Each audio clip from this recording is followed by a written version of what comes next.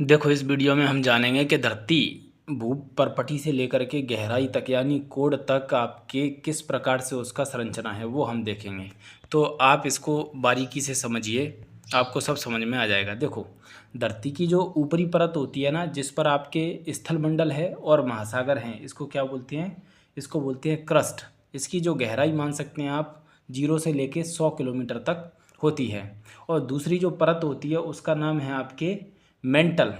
Mental की जो गहराई होती है यानी 100 किलोमीटर से लेकर के आपके कितना होती है 2900 किलोमीटर तक। यानी धरती में 100 किलोमीटर गहराई से लेकर के 2900 किलोमीटर तक मेंटल की गहराई होती है। जो कोर जो चलती है ना, कोर की जो गहराई होती है वो आपके चलती है 2900 किलोमीटर से लेकर के आपके नीचे 6378 किलोमीटर तक चलती है। कोर को दो भागों में बांट दिया है, एक आपके आउटर कोर है यानी ऊपर की कोर है, और एक आपके इनर कोर है जो कि नीचे की कोर है यानी अंदर।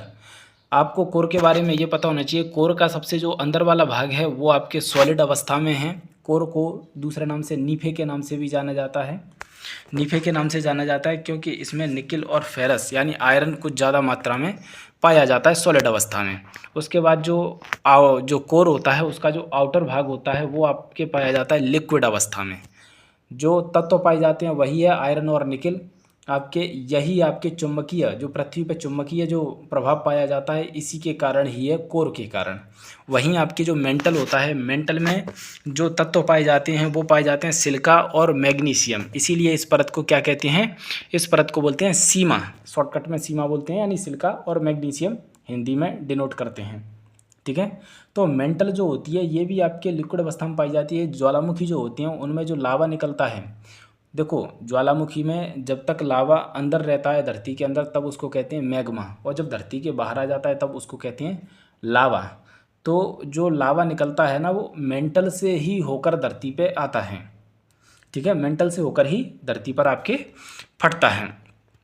अब आपको ये पता होना चाहिए कि जो धरती पर आपके महासागर हैं और स्थलमंडल हैं यानी स्थल है, तो महासागर तो आपके गहराई में कुछ ज़्यादा होते हैं, तो इसीलिए महासागरों के नीचे भूपर्पटी की आपके कैसी परत पाई जाती है? एक पतली सी परत पाई जाती है जो आपके बनी होती है मुख्यतः बेसाल्ट चट्टानों से। वहीं जो आपके भू स्थलमंडल होता है, स्थलमंडल पे ऊपर जो पाई जाती हैं चट्टानें वो अवसादी चट्टानें पाई जाती है, क्योंकि अवसाद उड़ उड़ के कण वगैरह इकट्ठी होकर ऊपर ही परत बनती है। उसके जो नीचे जो परत पाई जाती है उसको ग्रेनाइट परत कहते हैं, यानी ग्रेनाइट पाया जाता है उसमें। पृथ्वी की सबसे जो ऊपरी परत होती है उसमें सबसे ज़्यादा जो तत्व पाए जाते हैं वो पाए जाते हैं आपके सिलिकॉन और आपके एल्यूमिनियम पाए जाते हैं। इसीलिए इस परत को क्या कहते हैं? सियाल परत भी कहते हैं। तो एक छोटे से वीडियो में हमने पृथ्वी की आंतरिक संरचना के बारे में समझा। आगे ही और इन्फॉर्मेटिव वीडियो हम आपके लिए लाते रहेंगे।